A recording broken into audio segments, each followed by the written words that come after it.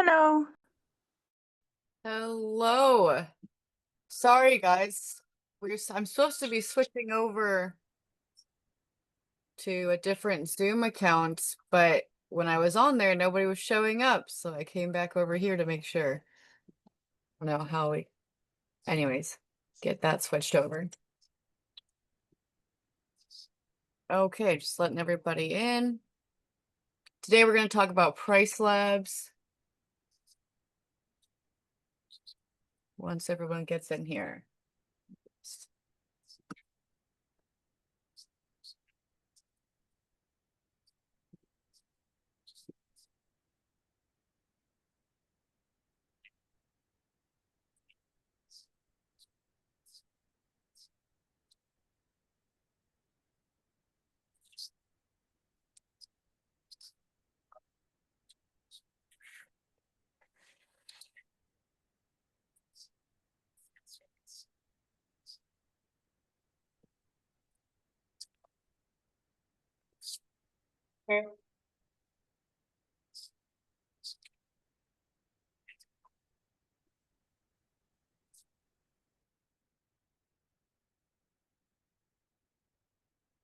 All right. So to start off, we're going to go through a lot of the settings in PriceLabs, how I find the information, what settings I use, what I don't use, all of that kind of information.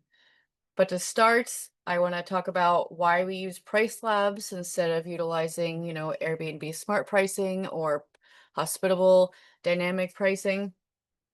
So as dynamic as they claim to be, whether it's Airbnb or hospitable dynamic pricing, they have very, very minimal uh, demand factor, seasonality factor, and they typically cost you thousands. Airbnb prioritizes occupancy over nightly rate so that they can gain their service fee. It looks better to have a lot of people on there. It's just overall that is their priority when we need to balance that out and also prioritize nightly rate. And then for Hospitable, they just came out a few months ago with the dynamic pricing option, and you can go through and you can test it out. You can see what their pricing offers versus what you would have through PriceLabs if you set it up yourself on PriceLabs. And it is, again, notoriously low. When they came out, they very much expressed that it is meant for the majority of people who don't use any pricing systems at all. The ones who are either doing static pricing or doing Airbnb smart pricing, because even Hospitable is trying to get people away from doing Airbnb smart pricing. The problems with these as well is they're very limiting. They allow you to do a minimum price and a minimum price and a maximum price, and then they adjust it based off of what they find. Second.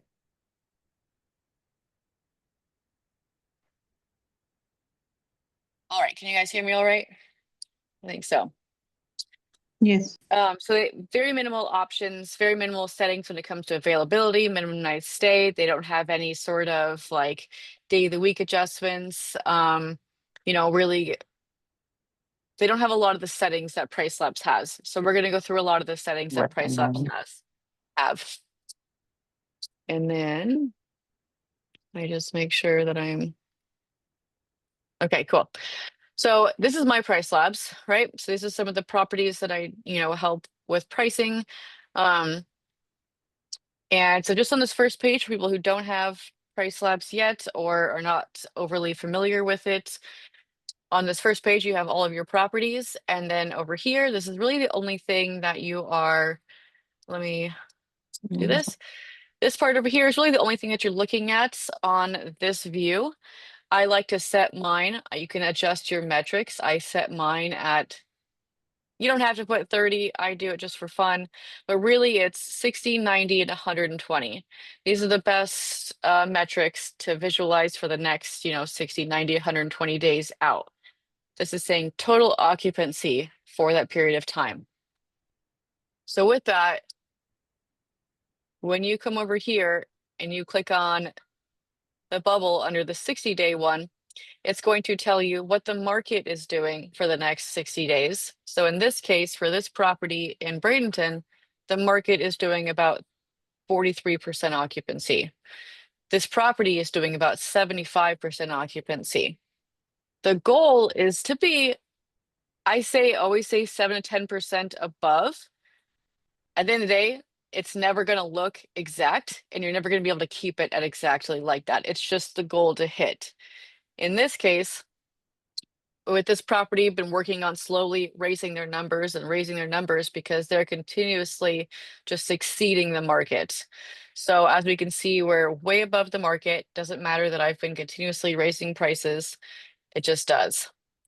But eventually what's going to happen is I'm going to notice that it's starting to drop back down, and it's going to meet in the middle with, sitting at that, 10 or 7 to 10% above the market. So that's what I like to look at is the 60 and 90 days in advance. If you are, again, way above the market, 30, 40, 50% above the market, you're pricing too low. If you're Mm. at market or below market, you're pricing too high. You want to be just a little bit above the market is the goal. And then 120 days out, this is, 4 months out. This is typically the season is changing at this point. I like to see this come as a wave. So if in this case, I see well, really any of these. So these are a lot of like Florida markets. So when high season starts to come, what you'll notice is, let me get my pen back out, is I'll start when prices start to raise for high season, we'll start to get way too much occupancy, right? You're way above the market because your pricing is much lower than it should be. So this is going to tell you 4 months in advance, like, hey, heads up, like you're pricing too low, start raising your prices now. So this kind of shows in a wave. You'll be able to see the new seasons coming, high season, and you're like, okay, great, I need to start raising my prices, raise, raise, raise. And then by the time that you hit your 90 days, your 60 days, you'll be at that better price exactly where you want to be. And then of course we're looking, a year in advance, 6 months to a year in advance to make sure all those events and everything are taken care of too. But this is just a second resource on how to identify where am I compared to the market and where is my season leading into right now. Uh, could I ask a question here? Yeah, of course. One question. So I have the same setups that you see that you have. I Yep. was in blue for a while, but now I'm getting into like the next one, orange, and I'm getting my 60 days lower than the averages. I'm not getting booked Okay. for the last 4 weeks. I haven't changed anything, but I'm doing the pricing and I'm comparing with the pricing. I was adjusting my pricing mainly based off, not much of based off this, but based off the comparables when I Yep. do, how you've thought before, checking and doing the search and seeing other Yep. people's prices. So if when I see other people's prices and I kind of see my pricing seems all right, but then I see that here is still getting lower and lower than the average. Should I still go down? I would, because that's telling me you're pricing too high. So even though it looks to you like it's fine compared to your competitors, the market is telling you, nope, it's not quite there. You need to come down a little bit. And when I say come down a little bit, I mean $10 to $20 at a time. I would probably decrease your price, $20, leave it for a few weeks, see if you gain more traction. If you start to gain more bookings, more traction, then you can kind of leave it at that. If you don't, then I would lower it another $20. What market are you in? Um, in Westminster, Colorado. Okay, so that makes perfect sense, right? You've just went through your high season. June and July are your best months. You're going into your kind of like your shoulder season right now. So like low season's going to be January, but right now is your shoulder season. August is a very weird month in the Colorado market. It's back to school month. It tends to be like a kind of a weird, not like overly slow month, but you notice it. You notice that summer season is over. And then you get into sports season, but it's very much considered a shoulder season. So you had your base price was sitting at you know, high season prices. Now you just need to bring it down a little bit. So I bet if you bring it down, $20 at a time, I don't think you'd have to bring it down lower than like maybe $40 by low season. I would say in a typical year, it might fluctuate probably Yeah, because I've been lowering, $40 up but or it's been like super quiet for the last month. I had some bookings in advance already for August, but Okay. it's still, yeah, the last 4 weeks. And it kind of correlated to um, one more 4 star I got. So I have two 4 stars now. So, but I'm not sure if that could be Yep. triggering that. But I'm checking rankings, but I don't, I'm trying and I see that I'm not that, like, and some of them on the first page and some of them on second. So, like, should I keep lowering? Um, and yeah, but then I don't want to get last minute and then I get people that ended up crashing the place, so.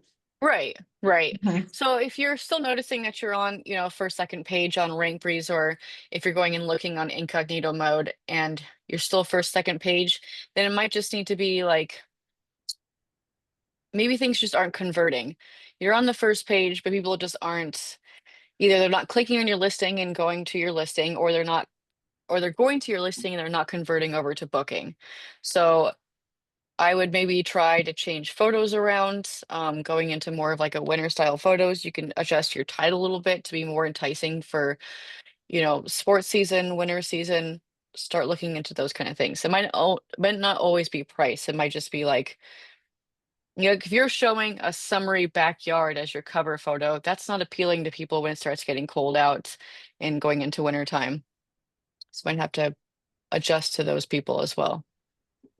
Got It's gonna it. be like just a bunch of little testing, whether it's adjusting your title, your photos, your price. It's the same thing that I would do. If I came into yours, I would just have to do a bunch of testing Got it. and Okay. keeping track of my views. Got it. Okay. Thank you so much. Yeah. Okay. So that's pretty much the only thing I utilize on this front page. So next, if we click on one of the properties and we go into the main page, this is where you're going to make any of your edits on a property. Okay. So first thing that I like to talk about, you have your minimum price and base price. So minimum price and base price. It's gonna be kind of basic. Most people think about base or minimum price as like take my bills divided by 30. That's what I absolutely have to have. At the end of the day, I'd rather get, a couple like $100 is the random number. It's gonna be different for every market, but I'd rather get $100 extra for a couple extra nights, couple hundred extra dollars a month than getting no money at all because I refuse to go lower. There is a very fine line between pricing low and pricing too low. And that's gonna look very different in every market. That too low point is when you bring in the wrong crowd, but that low point is when you bring in those last minute 1 night travelers, 2 night travelers that are just passing through. So that could look like in some houses in Tallahassee, that could look like $50. But for my property in San Antonio, that's 85 in San Antonio. But in Arizona, if I go below 95, then I'm bringing in the wrong crowd. It's just very different in different markets, but it's well worth it at the end of the day. Hmm. Makes me go back and forth here. Okay. Um, so the way that I determine minimum price is I go into Airbnb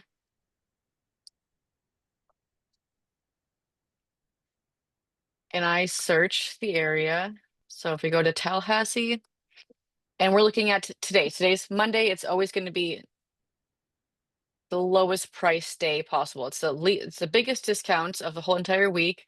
It's very, very last minute. So it's going to be the lowest price. So I look at Monday through Wednesday. That's going to give me an idea of really low prices. So then I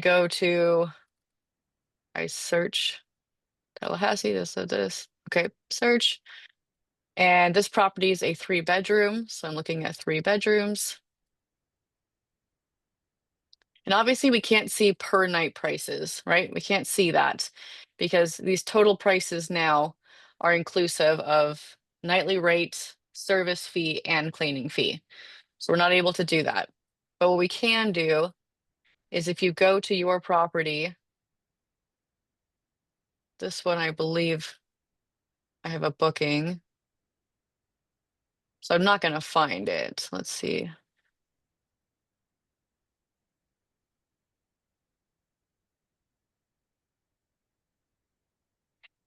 You would need to go to the days that you have available to see what your price is, your total price.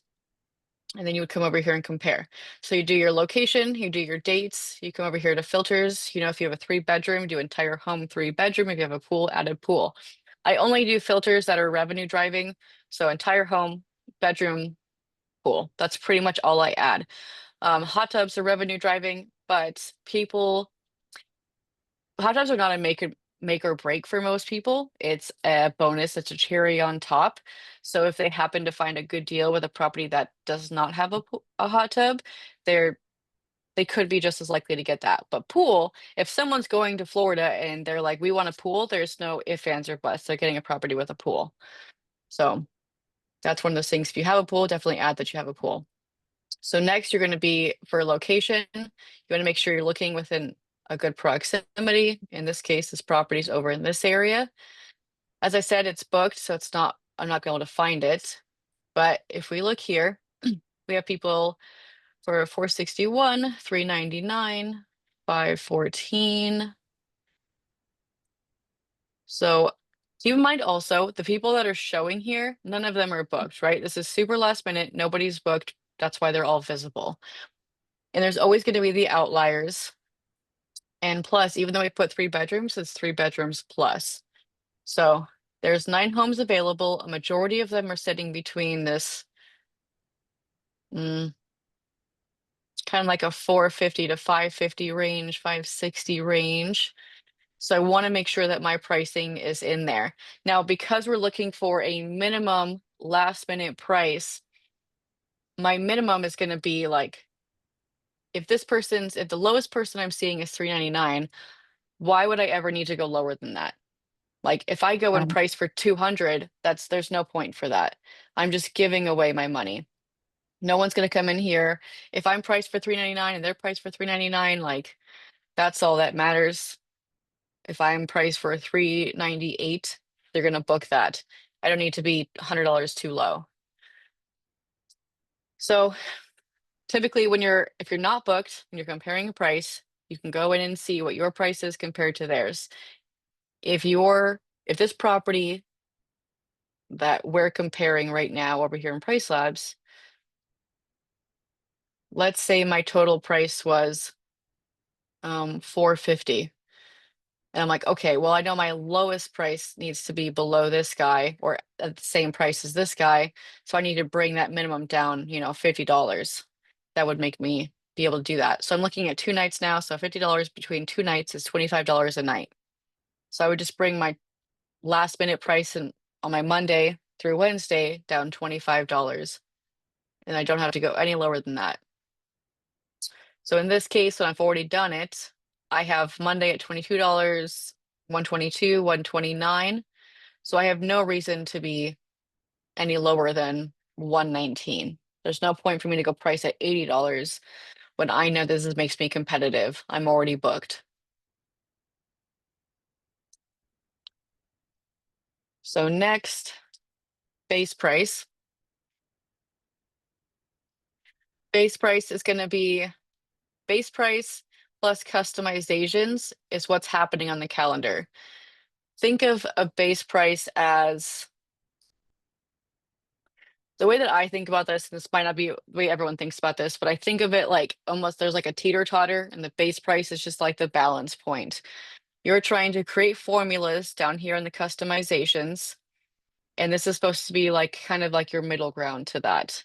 I can go put this at $400, and then I can create a bunch of discounts down here. Doesn't matter.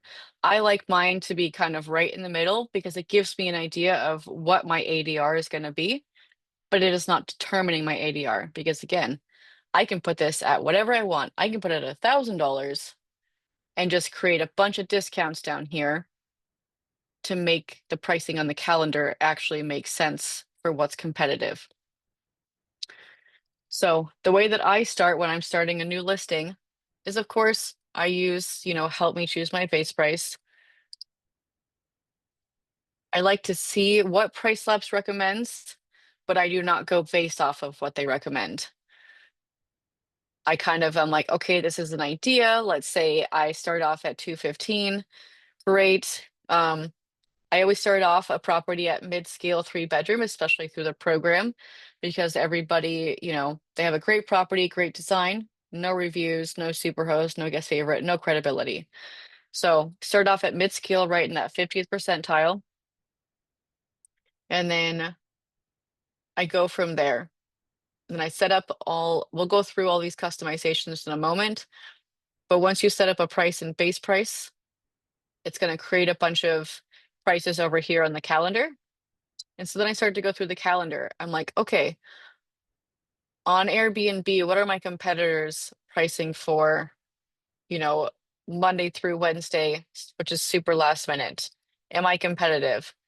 I go to the next month. What are they pricing for this weekend? What are they pricing for? I go and look at multiple different time frames to recognize, okay, am I much higher than my competition? Am I lower than my competition?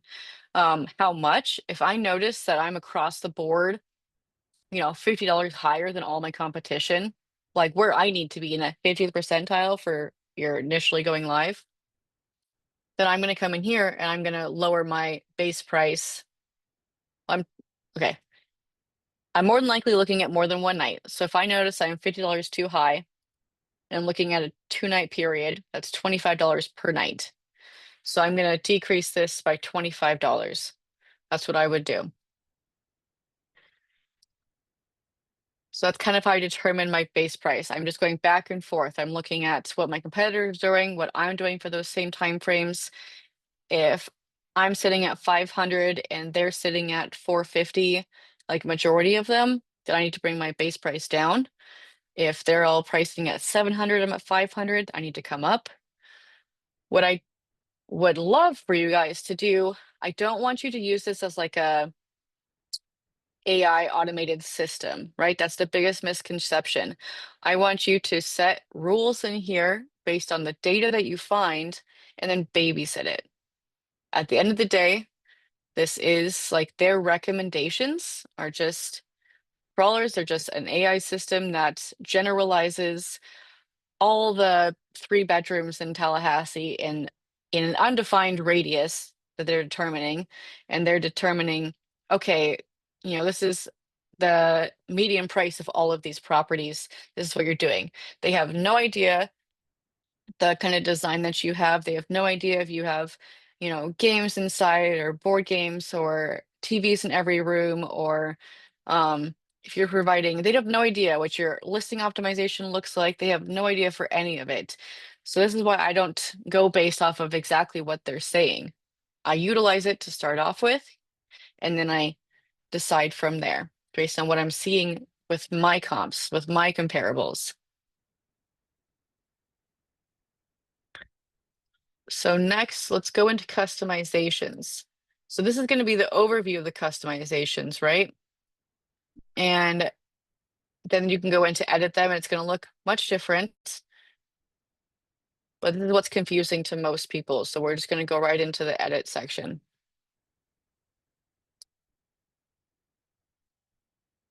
So under currently applied, you can kind of ignore that.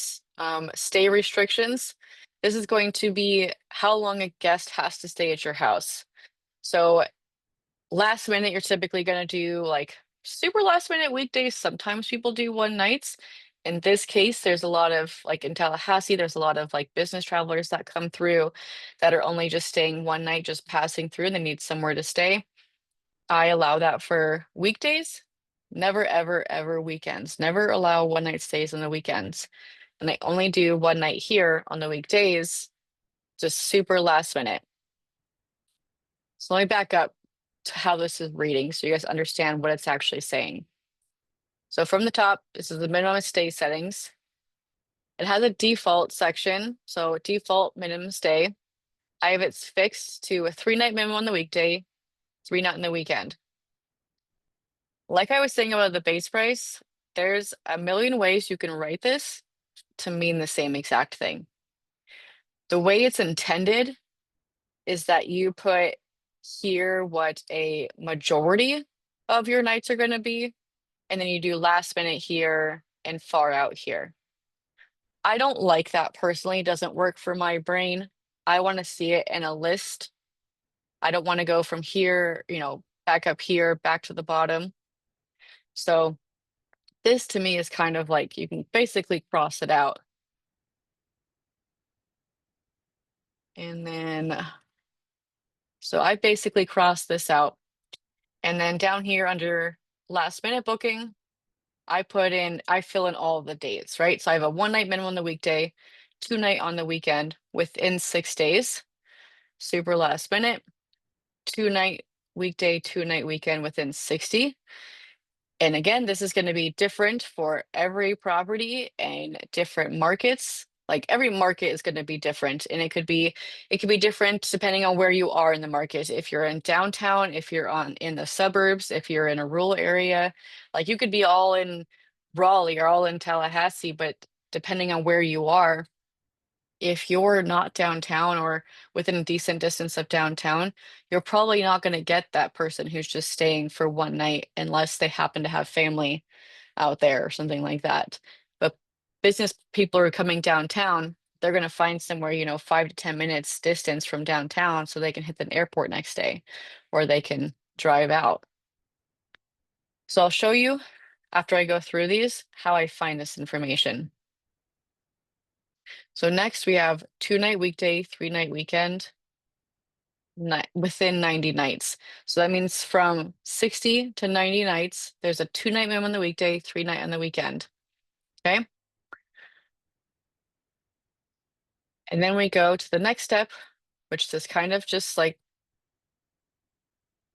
doubles up what I'm saying, but this is anything far out. So this is saying 3 night minimum on the weekday, 3 night on the weekend, anything 90 days and beyond.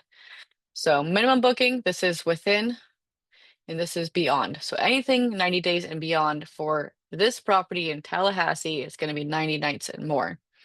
So the numbers aren't what I'm trying to explain specifically. It's how I'm reading this, if that makes sense.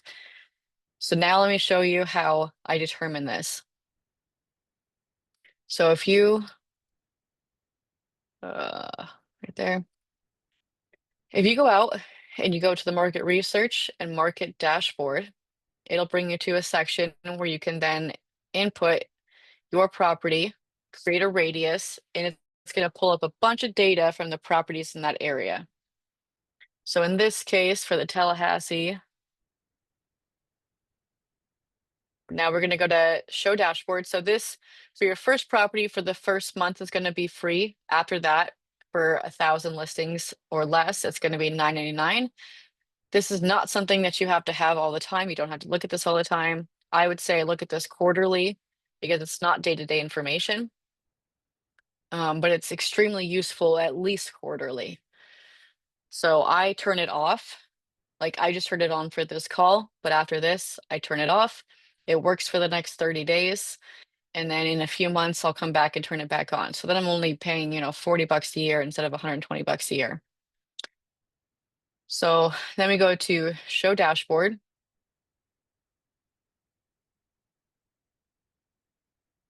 And we have other calls that goes through like extensively through market dashboard. That's not what this call is going to be. I'm just going to show you how I find the information for these certain settings in PriceLabs. So let me go back here to minimum stay restrictions because this is what we're going to be looking for. Then we go to reports. Go back to this market dashboard. We want to make sure we're looking at properties similar to me or similar to the size that we're looking at. So in this case, this property is a 3-bedroom. When it comes to minimum night stays, seasonality, things like that, it's not specific to the size of room. It's more of like small homes versus larger homes. So if I have a 3-bedroom, I'm probably going to look at anything between 2 to 4-bedroom because they're going to have the same type of minimum night stay, same type of like similar guest count. Okay, so that loaded. Next, I'm going to come down here to length of stay and booking window. And I'm going to go to this chart here, this length of stay versus booking window. I'm going to change it to booking by length of stay and booking window. I do this one because this is what makes the most sense to my brain. Do what works for you. But I like this. So this is the amount of bookings by how far in advance people booked and how many bookings were made, is what it's reading, okay? And it's based on the last 30 days. So we see that here. This is bookings made in the last 30 days. Okay, so this is another kind of point to why we do not 100% rely on the recommendations or AI recommendations that these platforms have. You have to have some consideration into it. So in this first column, this is based on 1 to 2 nights in advance. So based on the last 30 days, this is how many bookings were made in 1 to 2 days in advance. Okay, so in the last 30 days, there were 21 2-night stays booked 0 to 1 days in advance based on the last 30 days. There were, you can keep going down, there's 4 3-night stays made 0, like super last minute, basically same day, right? I'm just gonna say same day, that'll make it easier. There are 4 3-night stays booked in the same day, 16 4-night stays booked in the same day. So as the days become longer stays, you have to think about what makes sense, right? So when it says that there were 4 29 plus day stays booked, does that make sense to you? Like, do you think that someone is booking same day to be there a month or longer? Or is it more likely that because PriceLabs is pulling information from public data, right? From listings just like this. They're coming over here, they have their crawlers, they're looking at your available dates. They're saying, okay, these dates are available right here. They're going to come back in 30 seconds. If those dates are booked, they're like, okay, those dates are now, there's now 2 nights booked based on the price that we saw. That's how they're determining this information. So if multiple, like, let's say somebody booked, you know,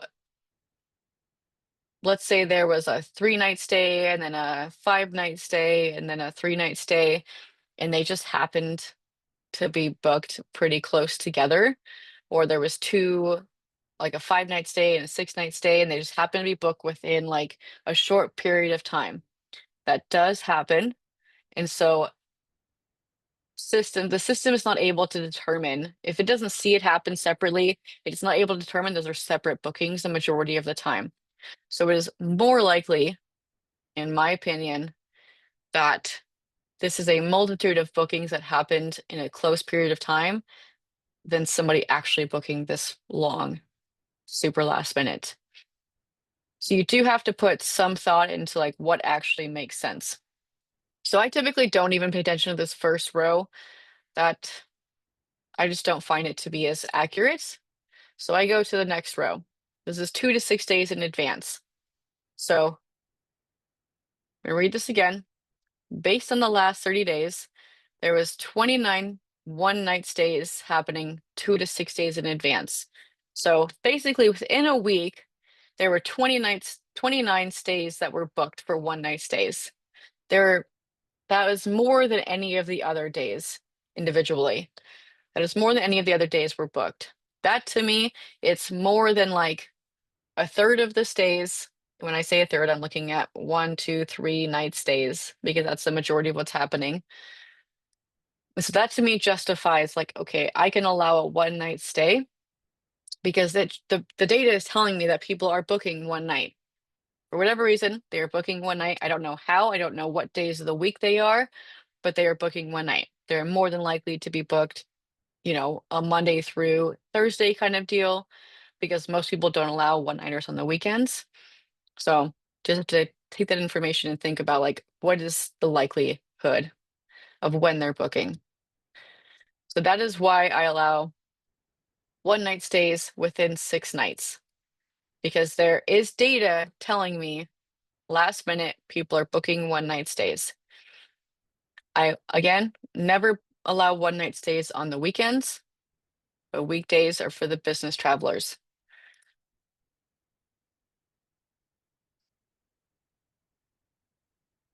When you go a little bit farther out here, you'll start to notice that one night stays become less and less popular, and 2, 3, 4 night stays become a majority of the stays. So we're obviously going to be a lot more aggressive within a week than we would be 2, 3, 4, or 5 weeks out.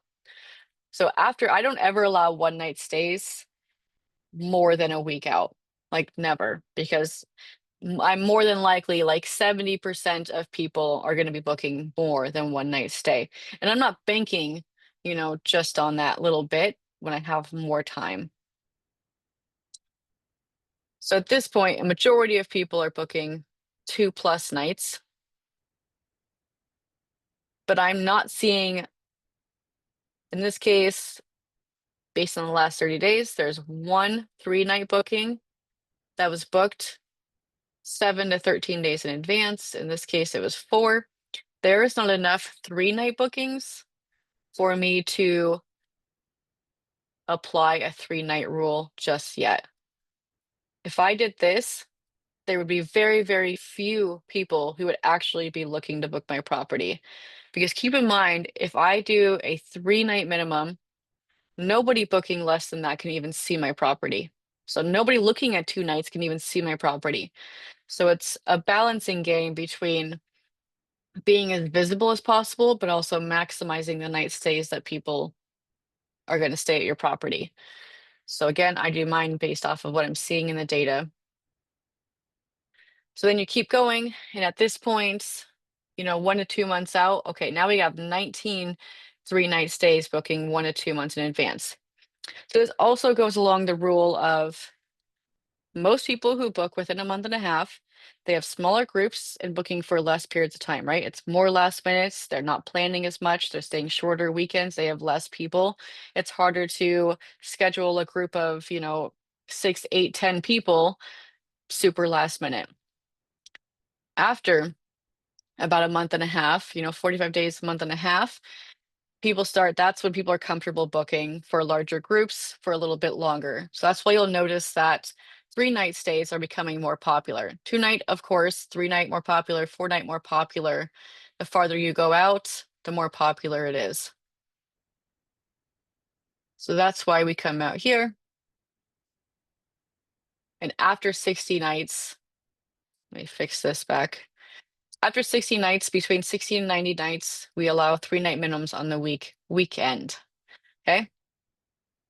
So the reason I still do 2 nights on the weekdays is because even though there is a large amount of people booking 3 nights, it's still like, we all know that weekdays are the hardest to book. So you want to keep it as visible as possible, but still like, not one-nighters, because then you're just going to ruin the entire week. But if you get the weekend booked and you can get a weekday booked for 2 nights at least, that's really good. So it's a balancing act of maximizing the nights, but also keeping visible.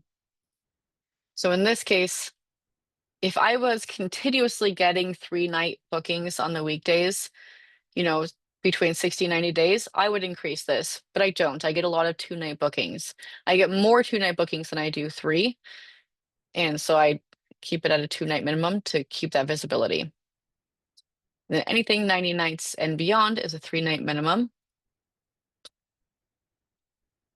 So 90 nights, we're looking out here. Still a lot of 2 nights, but a majority of my stays are 3+ nights. So in this case, it still says 2 nights are primarily, and for a long time, I used to have a 2-night minimum pretty far out. But what I noticed, this is, data versus like real-time data for yourself. You have to play both. You look at the data to start with that other people are doing, and you go based off of your data. I noticed with this property that anybody booking more than 90 days in advance, 90% of them are booking 3-night stays. Majority of the time it's football season or summer season or whatever, they're booking more than 3 nights. So I'm optimizing for those people. That's what I'm looking for. So that's how I determine my minimum night stay rules. The next thing you can look at too, so this is length of stay, but it's a different way of visualizing the future stays. I do this to notice the high points. So as you can see, there's a bunch of high points here. And we're like, okay, what is that for? That's more than likely for football, right? So this is a really good giveaway of when these big nights are happening. So just because I created those rules does not mean I can't override it to be a more or less. So in this case, let's see. So for September 20th, September 19th and 20th, there's something going on and people are staying longer than normal. Obviously, it's most likely a football game. People are staying, there's a lot of people who booked 2-night minimums or 2-night stays. There's a lot of people booking for 3 to 4-night stays. And that's the majority of it. So because people are not consistently booking more than 3 nights, I'm still pretty comfortable having a 3-night minimum. And then within 90 nights or within 60 nights, dropping down to a 2. Because what we don't know on this is we don't know when people booked these, right? So people who book 6 months plus in it or 3 months plus in advance, typically across most people's listings, have to book longer stays. And as it gets closer, they can book shorter stays. So a lot of these 2 nights, majority of them most likely happened, within 90 nights. So this is still August, so within 30 days. This is September, so within 60 days. So people, majority of them are going to have 2-night minimums if you look across most of your comps. But this is a good cheat sheet to see like what's upcoming. If you, how do I say this? If you notice these spikes when they're like, this is a lot of bookings that have already happened. Like a lot of bookings have already happened. Let's look above, sorry. Okay, so this is future price and future occupancy. To do those same dates, this is September 19th and 21st. This is what we were just looking at. Already 79.5, whatever, 80% of people have already been booked. You're behind. If you're just noticing that right now and haven't been booked, you're way behind and you missed a lot of opportunity. That means that people probably would have booked months in advance at more premium rates, more premium minimum stays. And these are like, this is the biggest time in these kind of football places. And this year, for some reason, there's an increase in these football weekends versus last year, increase in occupancy, which is awesome. And then some of these, like this little notch right here, last year was a little bit higher. It's probably an event moved or it's no longer that event. Maybe there was a concert last year on that day and it isn't this year. Maybe there was a football game last year on that day and it moved to the next weekend. That's probably what happened.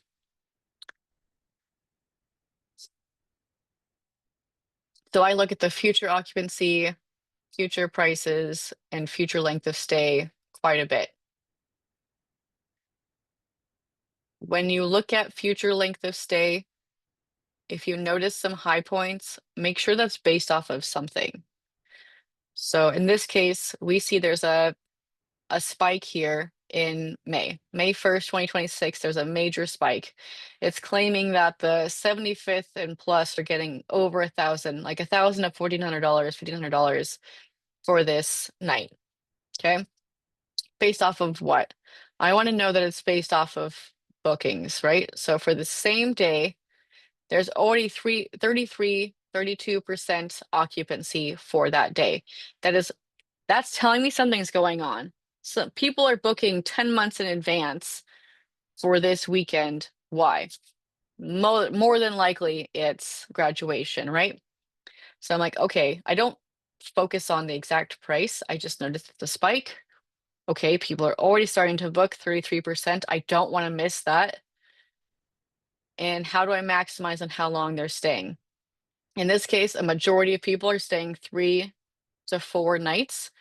So if I were to be like, okay, great, there's this huge event, 10 months away, people are already booking, I'm going to put a 5-night minimum because that's what I want people to stay. No one's booking that. Like, That means you put that kind of minimum, no one's even seeing your property. You're not going to notice probably. Like most people don't even notice till it's like a month out and they're like, oh my gosh, why am I not booked yet? Because you overdid it. Like you overestimated what people are going to stay because you didn't read the data. So data is telling me that a majority of people are booking 3 to 4 night stays. So what I would do in this case, if I would probably do a 3 night minimum. I want to say, I don't know, we're pretty far in advance. Maybe if I'm 6+ months, I would do a 4 night minimum. But what's likely happening is the 4 night minimums probably have a lower nightly price, and the 3 night minimums might have a little bit of a higher nightly rate. So I would probably try to maximize on that higher end of the price and a 3 night minimum. That way I can get people to book around it for pretty good prices as well. This is just a good way to see. You just have to utilize all of these graphs, future length of stay, future price, and future occupancy, all the same. My point of bringing this one up was sometimes you'll see a spike and it won't correlate with the occupancy. And it'll say like, oh, there's a major spike for $1,000 based off of 0 occupancy. So it might have been based off of there was an event last year and they're assuming there's going to be an event when there might not be. So if you have your prices hiked up anticipating an event, then you're just missing out on getting the price you actually should be getting. Okay, let me go back to PriceLabs settings now. We talked about how I determine minimum night stays. So let's go down here to all customizations. I don't use their recommended settings. So I don't go through here and look at their tips. I don't care. Like, I don't believe in a majority of what they say. So I determine it myself based off of the data I'm reading. So last minute pricing, this is going to be anything that is as soon as discounts start happening with your comps. So what you'll be able to notice is if you go and look at your competition for the next 30 days, you'll notice that there's a period where their prices start to drop drastically. So that might be 10 days in advance, that might be 3 days in advance, that might be 28 days in advance. Whatever it is, depending on the market, is if majority of people have, if you're not getting the occupancy you should be getting by a certain period of time, you start dropping your rates. It's very last minute, so you start dropping your rates. The goal is to keep up with the market. You're just trying to stay competitive. So you go and try to figure out where that line is that people start to drop their price. You say, okay, it's 10 days in advance. In order for me to stay competitive for the next 10 days, I need to apply a 35% discount gradually. Let's just say that's what it is. That's what I have for this one. But sometimes it can look like in the real vacation markets like Fort Lauderdale and stuff, those are much more of a mild discount because people are just happy to book, like they're more likely to book a longer stay even last minute, but it still will be at a discount either way. Anyways, point is identify where your comps are dropping their price and stay competitive with them. If it's 10 days out, check those next few that weekend, those weekdays, and make sure you're competitive, and it'll automatically start giving you kind of identifying what that discount would be. Can I ask a question? Yeah. So one thing I noticed, and I don't know if that it's a correct assumption, but every time I do it, it kind of I see the rankings changing. Is that when I used to have everything here, and I still have it, but then I was checking rankings, and when I do apply a discount directly instead of applying it here, I apply it directly on Airbnb. hmm The ranking goes up. Like in, Yeah, because anytime you use Airbnb tools, that they like when you use their tools, right? So I do like to use their promotions, their create rule sets, doing length of stay discounts. I also do use those. Sometimes I'll do like maybe if I want to do 35% here, I'll actually do 30 and then I'll add 5% in Airbnb. But if you only utilize Airbnb tools, that does not convert to Verbo or Booking. So the idea is that if you were to eliminate this discount here and you apply it in Airbnb, now you no longer have a last minute discount in Vrbo or booking.com either. So you're a lot less likely to get a last minute booking in Booking or Vrbo. Does that make sense? Got it. Yeah, I've been prioritizing Airbnb because I've been having really bad experience with Verbo so far. But I see what you're saying. Like it makes it to be the CMS Yeah. one. Got it. Yep. Because this pushes to all of the sites. Right. Okay, so next we have your far out prices. This is going to be the way that this is going to be done differently. This is the way that I do it. So we have customized far out prices and minimum far out prices. So I utilize minimum far out prices to be anything 90 days to 180 days. So anything past 90 days is going to be set at a premium. This is going to look different again for every market and property size and different properties. But for this case, I have a little bit.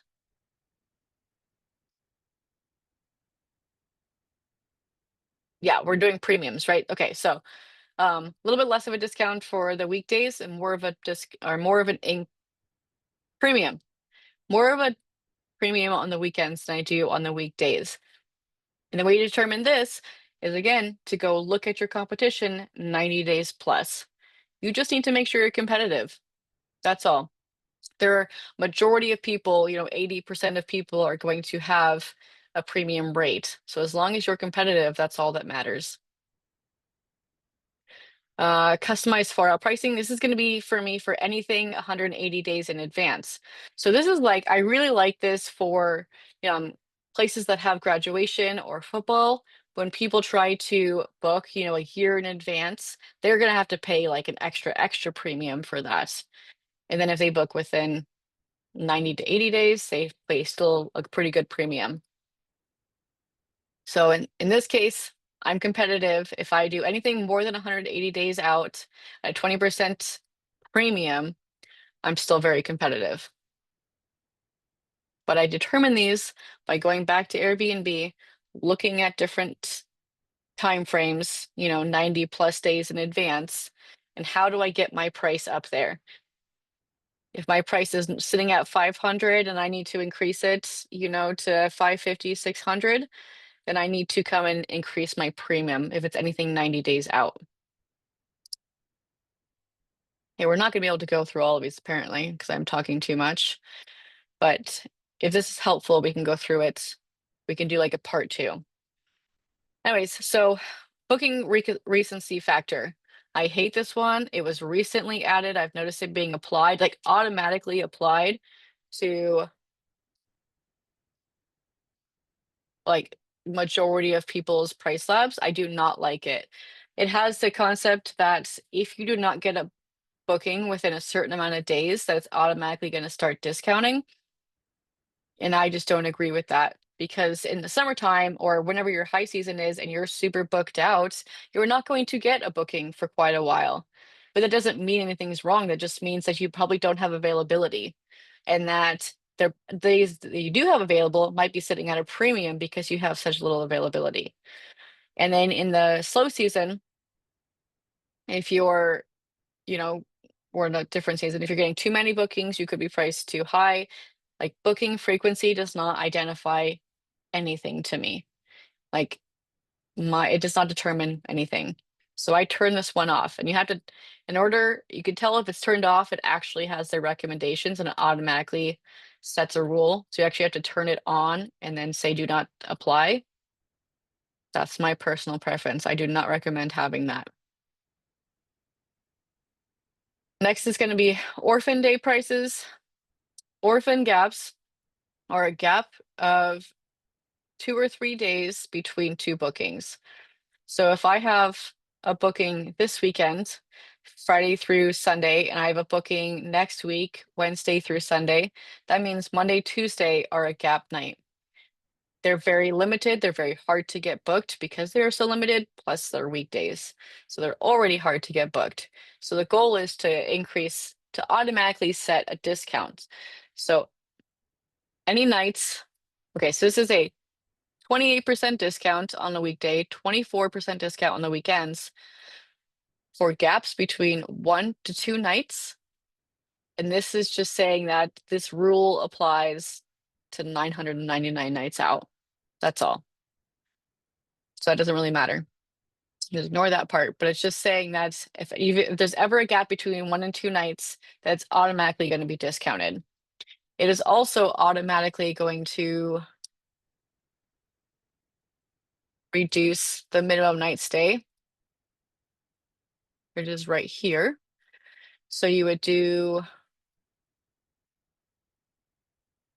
so when the price drops and you only have a gap of 1 and 2, you want to drop if it's a weekday, I drop it down to 1 night. If it's a weekend, I drop it down to 2 nights, gaps between 1 and 2.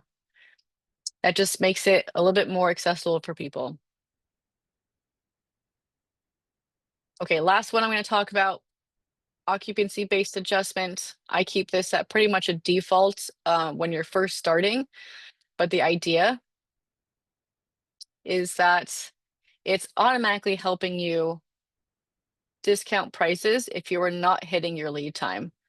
So you have to know what that is, which is why I don't say, and most people don't get super customized with it in the beginning, because you don't quite understand what that is yet. So in this case, I know that if I do my discounts a little bit different. Again, there's many ways to do this, to do your pricing that kind of all leads to the same outline or the same outcome. In this case, the default is set that between 31 to 60 days in advance, if you don't have at least 30% occupancy, then it's automatically going to start discounting your price 5%. But if you 30 to 60 days in advance have 70 plus, it's going to set the remainder of your nights at a premium rate because you're kind of ahead of it. So you could go in, so like AirDNA, or if you don't have AirDNA, you could go into Market Dashboard and determine when your lead time is and when people are most likely to book. So what AirDNA will tell you is if